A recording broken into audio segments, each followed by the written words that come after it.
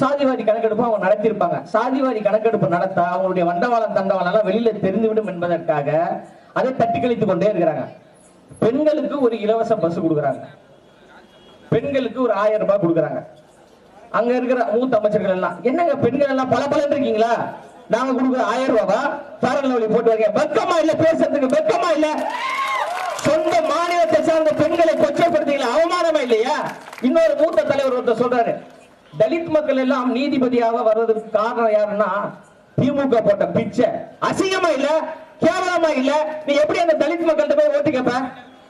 அப்ப இந்த மக்களை கொச்சைப்படுத்தக்கூடிய ஒரு ஆட்சியாக இந்த திமுக ஆட்சி நடந்து கொண்டிருக்கு. இதை வீழ்த்தணுமா கூடாதா? சொல்லுங்க பிரதர், வீழ்த்தணுமா கூடாதா? அதை வீழ்த்துவதற்காக தலைவர் வராரு. 2026ல திமுக என்கின்ற ஒரு கட்சி எதிர்கட்சியா கூட வர முடியாத ஒரு சூழலை தலைவர் உருவாக்க போறாரு. நீங்க இப்ப இருக்கிற கூட்டணியோட வாங்க, இல்ல இன்னும் ஒரு 10 பேரை சேர்த்து போட்டு கூட்டணியா கூட வாங்க, நாங்க தனியா நின்று உங்களை வெல்வது உறுதிங்க. அதுல எந்த மாற்று கருத்துமே கிடையாது. தனி பெரும்பான்மையோடு ஆட்சி அமைப்பார் எங்க தலைவர். சென்ட் ஜார்ஜ் கோட்டையில நம்ம தலைவரை பார்க்கணும். அந்த அளவுக்கு அதீத நம்பிக்கையோடு யார் மீது நம்பிக்கை வச்சிருக்காரு? தமிழ்நாட்டு மக்களின் மீது, இளைஞர்களின் மீது நம்பிக்கை வைத்துதான் தலைவர் இன்னும் 2 மாதத்தில் 234 தொகுதிகளிலும் பிரச்சாரத்திற்கு மக்களை சந்திப்பதற்கு